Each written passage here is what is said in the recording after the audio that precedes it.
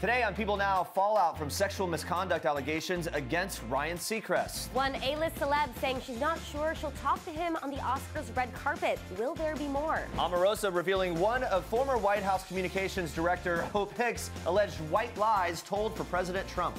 Shondaland rejoice. The scandal How to Get Away with Murder crossover episode is tonight. Woo! We have exclusive details. But I did have these doubts of, wait a minute, God, did you forget about me? Duck Dynasty stars Missy and Mia Robertson open up about Mia's journey and challenges living with cleft lip and palate. I love my baby. Ice dancing Olympic medalists, the Shibsibs, tell us which celebrity helped encourage them to skate for glory. Find out today on People Now.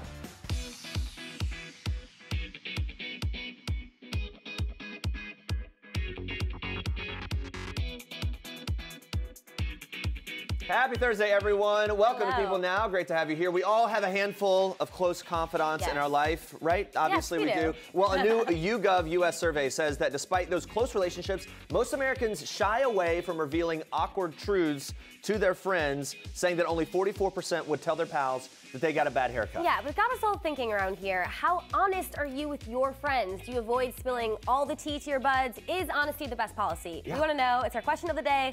Tweet us at People using the hashtag #PeopleNow, and we'll get to your answers very soon. Very juicy. And guys, we are continuing our countdown to daylight savings time. Woo! Yep. Super excited for this. We're now 10 days away from that extra hour of sunshine. It's life-giving, that sunshine is, and we're counting it down. We can't wait. We'll continue counting down until March 11th, so get those clocks ready to spring forward. But first, we move on to this. Here's what you need to know and what's trending today. Jennifer Lawrence is not yet sure if she will stop for a red carpet interview with Ryan Seacrest at the Oscars on Sunday. This comes after Seacrest has been accused of sexual harassment by a former E! News stylist, an accusation that Seacrest has denied. Now, after Howard Stern brought the Red Sparrow star up to speed on all the Seacrest allegations on his radio show on Wednesday, J-Law responded in disbelief, telling Stern that, quote, she can't imagine him being sexual, but also making it clear that she's not a judge or a jury. Seacrest aside, Lawrence says there is, quote, a lot to think about with E! right now. For example, she admits she always had a problem with fashion police because, quote, there was a time they were just mean about people's bodies, things you shouldn't say. Lawrence also brought up former E! News host Kat Sadler, who left the network over issues of pay inequality. The actress and TV host are currently working together on a Me Too movement docuseries. Now, despite not being sure if she'll chat with Seacrest or not, Lawrence did say that he's not the only journalist she would consider not speaking to. She explains, quote, there are already news outlets that I'm just like, nah, so it wouldn't be that big of a deal. E! confirmed to People that Seacrest would be hosting their Oscars red carpet pre-show Sunday after a comprehensive and thorough investigation found insufficient evidence to support the stylist's claims against him. A spokesperson for ABC's Live with Kelly and Ryan and another for iHeartMedia, which hosts Seacrest's radio show, also confirmed that both shows will continue with Seacrest as usual. Susie Hardy, who served as Seacrest's personal stylist in 2007 for E! News, has accused Seacrest of grabbing her crotch, hugging her while wearing only his underwear, and forcefully throwing her onto a bed before rubbing his erection on her. In a statement to People on Tuesday, Seacrest accused Hardy of attempting to blackmail him and again denied her claims. Now watch this. I got to attend the inauguration of Bill Clinton, Bush, Obama, and when we got to the Trump inauguration and they said this was the largest crowd size, I'm like, man, I've been to a lot of inaugurations. This wasn't the biggest crowd size, but I didn't want to be the one to break it to him. Is that why you had I didn't want to be that person. Omarosa opening up to Stephen Colbert about that controversial Trump inauguration crowd in reference to her former boss and third White House communications director Hope Hicks reported admission to a House panel that she told, quote, white lies for President Trump. Hicks resigned from her position on Wednesday, the same day Omarosa made her first late-night appearance since leaving Celebrity Big Brother.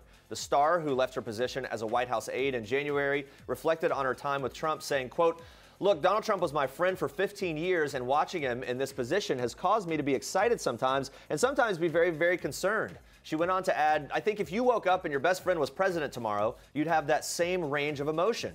Omarosa also cleared the air as to how she left the White House after reports surfaced that she was fired. She told Colbert that it was her decision to leave and that she committed to a year with the administration, saying, quote, I think 1 year in the Trump White House is more than enough for me. Ivanka Trump is bidding adieu to White House Communications Director Hope Hicks after being the third in the position to resign. In an emotional send-off, the first daughter tweeted, Quote, Hope Hicks is loved and admired by all who know her. It's with a heavy heart, but tremendous gratitude that I wish her well in her next steps. Hicks, who became the youngest White House communications director in history, took over the position from Anthony Scaramucci 8 months into Trump's presidency. Trump was introduced to Hicks by Ivanka, who hired the Greenwich, Connecticut native to work on her brand. In a statement provided by the White House, Hicks said, quote, there are no words to adequately express my gratitude to President Trump. I wish the president and his administration the very best as he continues to lead our country. Her exit from the White House was confirmed one day after she reportedly admitted to a House panel that she's told white lies for Trump. Now, meanwhile, the president praised Hicks's work, saying that he will miss having her by his side and hopes that they work together again in the future. Guys, Olympic bobsledder Elana Meyers Taylor brought home silver with her teammate Lauren Gibbs. Competing in the Olympics was always a dream for Elana, and you wouldn't know it by watching her last Olympic run, but she was competing through a slightly torn Achilles heel. We had to adapt everything. The very first thing we had to do is we had to take out opening ceremony. You know, that's one of the biggest highlights for any Olympian to walk into that stadium, but I wasn't even able to walk. The boots were too heavy, it was too clunky. It would take too much out of the training. So we really limited my time on my feet before the games, and then also leading into the games, we adapted every single thing possible to make sure I got enough rest and recovery. At the end of the day, I was going to go in there and give everything I had, even if it meant tearing my Achilles off the bone. Okay, we are doing this. Not care. So, of course, my husband doesn't like to hear that, but... What turned out to be the most crucial or maybe excruciating part of that process for you? Actually riding in the sled. Really? The way our feet are, they're at kind of a dorsiflex angle and they're tilted a little bit, but the vibration that goes through bobsled is not the most comfortable ride in the world. I would imagine, yeah. So there's a lot of different shocks and vibrations that go through it, and it would go right through my heel. Oh, man. Yeah, the bobsledding community was left reeling after the tragic death of Stephen Holcomb in May of 2017. Elana looked to the fellow bobsledder as a mentor, and she opened up about what it was like competing in Olympics without him there. It was really difficult because he was a mentor to me, but he was the leader of our entire team. So to not have him there and to go into these games knowing that we weren't going to have him there, we were lacking that leadership. It's been a really tough year, but fortunately we were able to come together as a team, come away with a medal, and to me it really means the world that we were able to honor him in that kind of regard. You know, he's created such a strong legacy within the bobsled community. The least we can do is go out there and give everything we could. Elana's teammate Lauren Gibbs made headlines when she deleted a selfie that she had taken with Ivanka Trump because of the, quote, hate being thrown back and forth. Elana weighed in on Gibbs' decision to take the post down. I was tagged on a lot of those tweets too, and it was overwhelming, the amount of hate she was getting. And for us, it was an opportunity to go and meet the president's daughter and share our experience and share bobsled. So we both took it as an honor and a privilege. And I know, like, from a political standpoint, everybody doesn't agree. We may not agree with all their policies, but at the same time, we respect the office, respect the president's daughter. So for her to go out there and put a selfie up and get that much hate out of it, it was incredible, and I understand why she took it down. And it was great talking to her about how the Olympics were a moment for all of us as Americans to kind of like root together for something, which is rare these days. It is rare these days. Yeah. All right, let's check in on our question of the day. A new survey says only 44% of Americans would tell their friends they got a bad haircut. So we want to know, how honest are you with your friends? One Twitter user says, quote, depends on the subject matter. If it's about a boyfriend or girlfriend and I don't like that person, or I see something that I don't like, I will toe the line. If my friend says I hate my haircut and it is indeed a bad haircut, then I would offer ways to make it better, because we've all been there. So it's like supportive criticism. I think it's or different. I think guys are more likely to tell the truth when it comes to that. I just think, why bring someone down and make them feel insecure when they have to live with that haircut for months? Or again, you can subtly hint at it and offer suggestions on how to style it, but I wouldn't just say it was bad. This is part of the reason why it's easier for, I think, guys to criticize, because like 2 weeks later you get another haircut. For a girl, though, oftentimes it is months before you even have another haircut, right? I'll tell someone if they have something in their teeth. Oh, that's good. Always, always. Nothing worse. You get to the end of a full conversation or whatever, you go to the bathroom. That was there the whole time. All right, Twitter is exploding right now thanks to Justin Bieber's 24th birthday, which is today. Woo. So happy birthday, Justin. Here's what people are saying. The youngster is turning 24 today. Can't believe it. Happy birthday, my hero. That's what that person, and my hero there just for that haircut. Look at that. See, I would have been incomplete without him. Oh my gosh, so great. He's adorable. I mean, he's still adorable. Okay, everybody's going nuts about Happy birthday, Justin. I love you so much. Are his pants down there? They were. Happy 24th birthday. Okay. Wait, why? Oh, wait, it wasn't moved. There it goes. There, it's back. It's a full GIF. The lock off with the biting the lip was weird. Cute little kid. He was cute. He's been talented the whole time. Look, he's 24. Why do you seem so defeated right now? No, I don't. It was just weird how that was frozen. It was just weird. It was a weird shot. But I will say this. The Biebs has lived like, I feel like he's lived several lifetimes. He's only 24 years old. Yeah, for some reason I thought he was a lot older. Yeah. He's still such a child. Been through a lot, and if you consider, like, he's had some scandal in his past, but he's only 24. Like, the things, it's actually keeping it together. Happy birthday, Justin Bieber. All right, keep the comments coming in. We'll check in with you again soon, but first, Andrea, more trending news for us in Star Trek. Yes, Jeremy. Konnichiwa. We're flying to Japan and catching up with our favorite Kardashian sisters in today's Star Treks. Well, mom-to-be Khloé Kardashian is subtly letting her critics know she's not here for the criticism. The Good American mogul is currently on an all-girls trip with sisters Kim and Kourtney in Japan and took aim at commenters who criticized her for traveling abroad while 8 months pregnant. The 33-year-old reality star shared insight into her smooth-sailing pregnancy, telling one fan, "I'm so thankful that after my first trimester, my pregnancy has been so healthy and strong. God is great." Well, several people shared their outrage over Khloé's trip on Twitter, one writing, "Why would you fly 17 hours over an ocean at 8 months?" Another adding, "Woman, I know you lead a busy life, but you gotta slow down. I don't think you're even supposed to be flying this far into pregnancy. You just need to rest and get a massage." Hey, they always know best. Twitter knows best, apparently. But the outspoken Kardashian seems to be paying little attention to the haters, which you should never pay attention to the haters. Since landing in Japan, Khloé's shared lots of pics and selfies on social media, including her most sexy maternity photo shoot ever in the shower. The 33-year-old reality star cradled her 8-month baby bump in a glittery sequin mini dress on Wednesday, captioning the pic, "What's meant to be will always find its way." The Revenge Body host accented her look with teal eyeshadow and double tassel earrings, sweeping back her hair in a high, tight bun. Talk about one hot mama. Well, since announcing her pregnancy, Coco has completely revolutionized her style, from all-black looks during her first trimester to embracing her bump in glittery statement pieces. Coco's had lots of fun with her maternity fashion. And we're obsessed. She looks great. There's a lot of work put into that, and it definitely pays off. All right, keep doing you, girl. Now take a look at this. I said that I want to make love in every room in my home.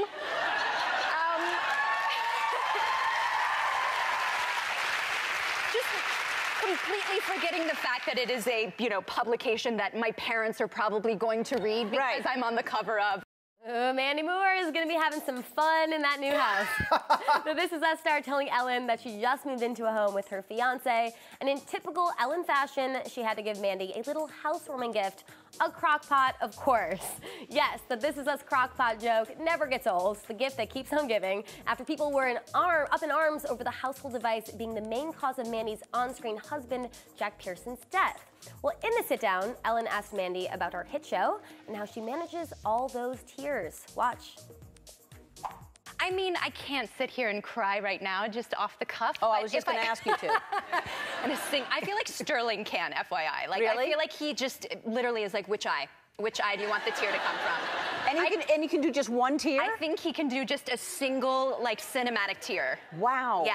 I cannot do that. So I have to sort of mentally, wake up that morning and mentally prepare myself that I'm going to have to cry.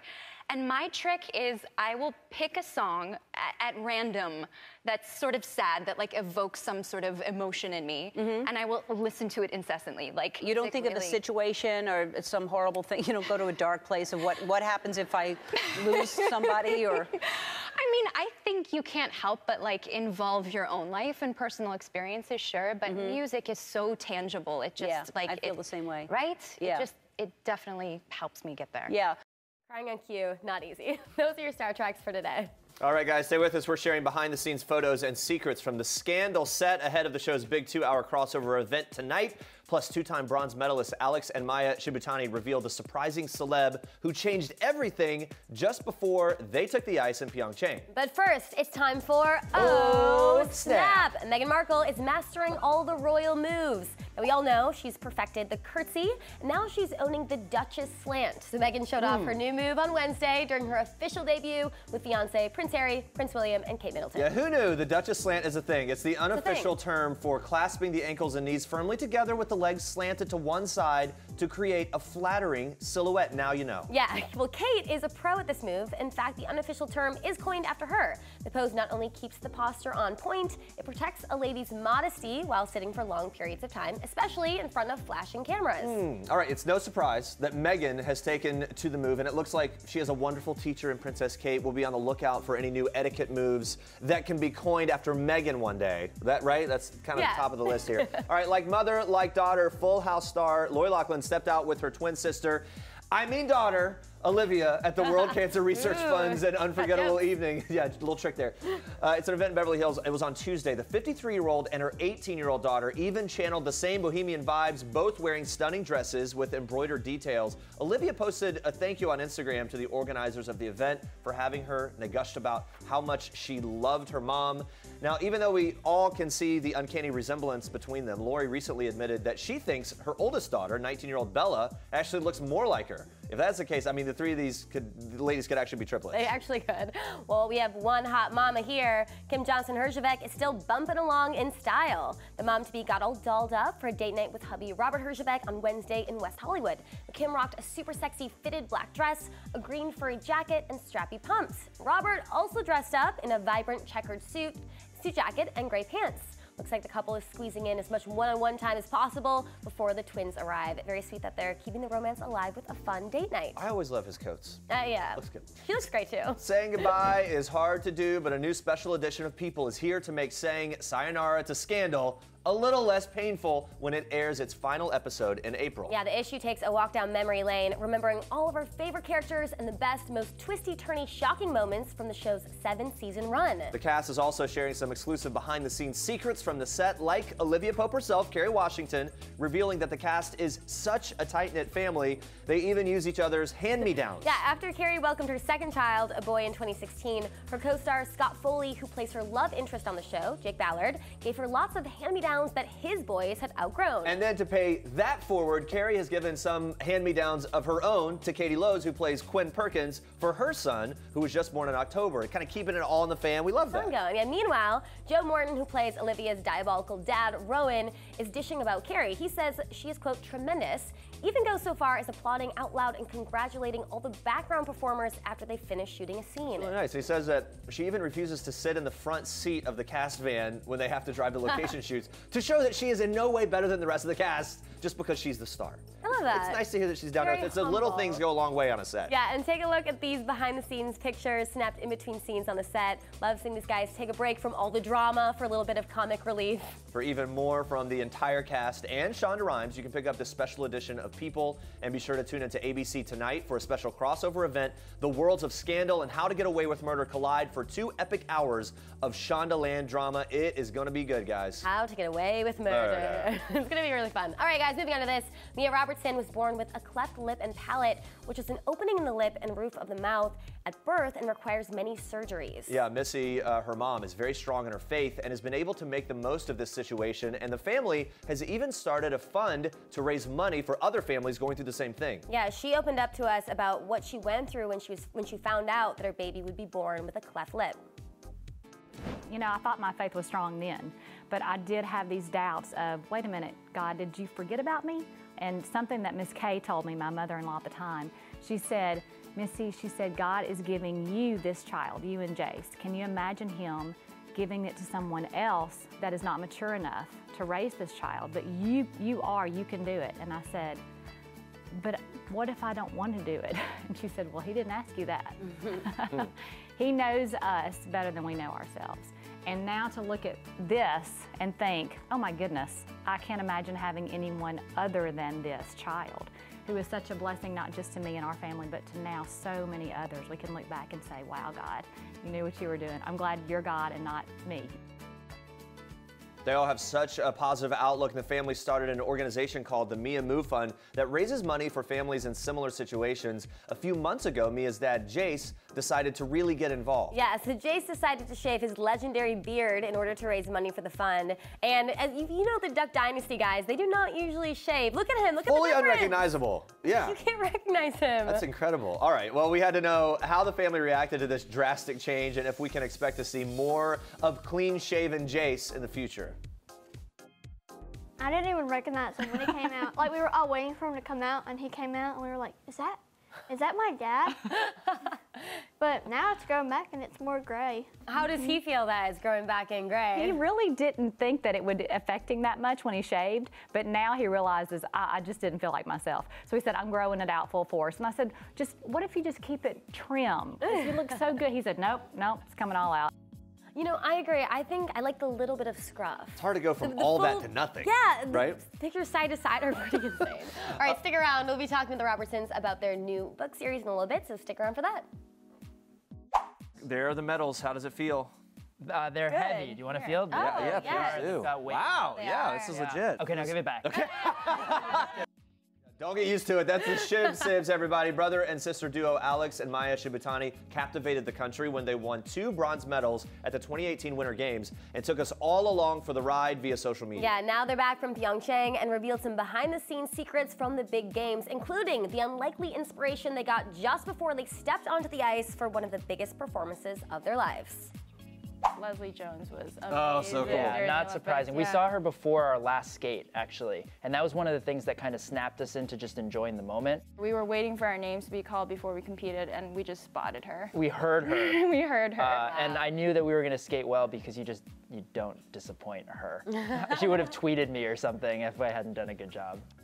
I can't imagine seeing a huge star right before you're about to skate. Like only adding to the pressure that's already there, right? Yeah, but they pulled it off, They obviously. really did. Leslie Jones actually commented on Alex and Maia. She said it's her hilarious quote. She says, hell no, this is definitely not something I could do with my brother. It would be the worst routine ever. She says, I would not be able to get along with my brother long enough to trust him to do a damn triple axel throw. That's for damn sure. Yeah, well, it's clear that they have this unbreakable sibling bond while on the ice. One thing everyone is wondering, how the heck could these 2 siblings get along so well all the time? Yeah, it's really, I don't know, I get along with my sister, but like this kind of pressure. Having to practice and do all this and travel together. Yeah, well, the Shib-Sibs, they explain the secret behind their connection and how that helped them skate for Winter Games glory. That's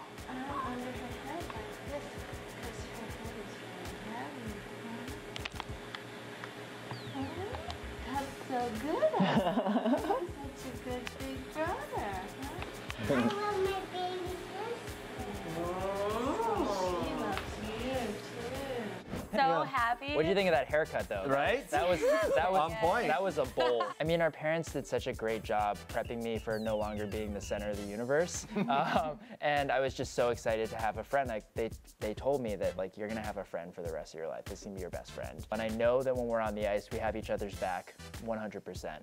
Those home videos are so cute. But it turns out they're just like us sometimes too. They definitely have pet peeves about each other. They revealed them to us.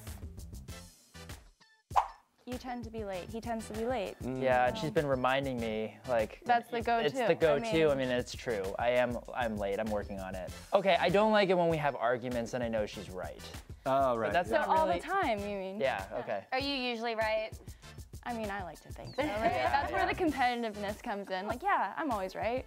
Yeah, those are pretty minor pet peeves overall, Yeah, I think. I would say so. Before we let the Shib-Sibs go, we had to ask what's next for the duo, and Alex gave us a little sneak peek. One of the questions that people ask us right after we get off the ice was 2022, 4 years from Beijing, now. the next Where are you thing. gonna be? Yeah. And 4 years from now, like so much could happen. But what we do know is that in 4 years since Sochi, our first Olympic experience, we improved so much. We completely changed and we accomplished these 2 medals. And so I know that if we keep working hard, anything's possible. Talk right up. And Mia Robertson have a new book series out. It's called Princess in Camo. It follows the adventures of a young girl named Allie living in Louisiana whose family is featured on a reality TV series. Sounds a little familiar there. The character is based on Mia's real life, and I had to know what else about that character Mia related to.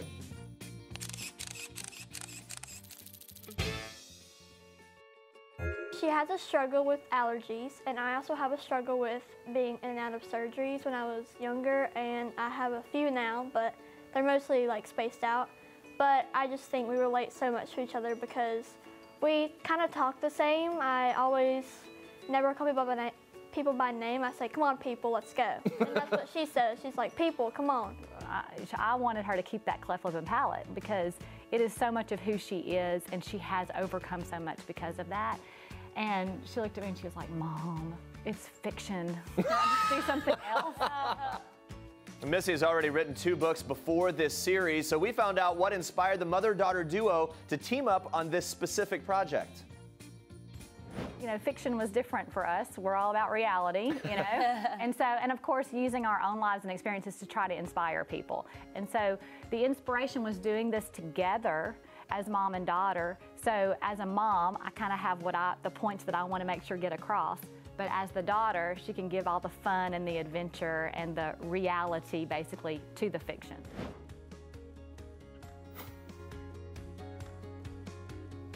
All right, guys, let's check in on our question of the day one last time. Yes, we've been asking you how honest you are with your friends. Nelson says, if my friends have a bad haircut, I always say the truth. I actually just said it now on Facebook. Wait, so Nelson just is on Facebook saying, bad haircut.